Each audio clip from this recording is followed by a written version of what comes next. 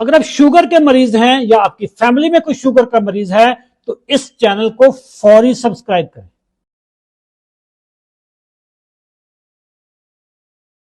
एक क्वेश्चन है, ये जरा मैं ले लेता हूं। सादिया जावेद साहबा प्रोग्राम देख रही हैं यूट्यूब पे।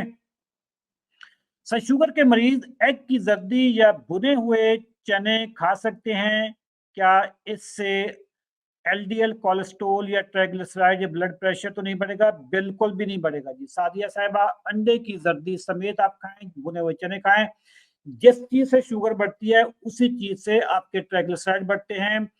अगर आपकी शुगर कंट्रोल है तो सारे मसले मसाइल आपके कंट्रोल हो जाएंगे। अल्लाह ताला ने अंडे को जर्दी समेत पैदा किया। सादिया जावेद साहब का क्वेश्चन तो मैंने ले लिया है। खुरम अली साहब का जी क्वेश्चन लेते हैं। आए हाय, क्या जी इन्होंने फूल मखानों की बात। अस्सलाम वालेकुम सर, क्या अलसी में फूल मखाने डाल सकते हैं और पिनिया बनाते हुए अलसी और नट्स ग्राइंड कर सकते हैं शुगर वालों की? जी खुर्रम अली साहब, अब पता नहीं ये खुर्रम अली हैं या पीछे कोई खातून है, जो भी आप हैं जी, वाह अलैकुम सलाम। फूल मखानों में शुगर होती है, कार्बोहाइड्रेट्स बहुत ज्यादा होते हैं।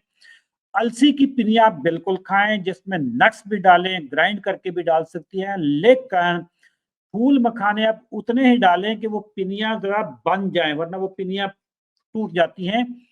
फूल मखाने जो है इसमें शुगर ज्यादा होती है। बाकी अलसी की पिनिया आप खा सकती हैं।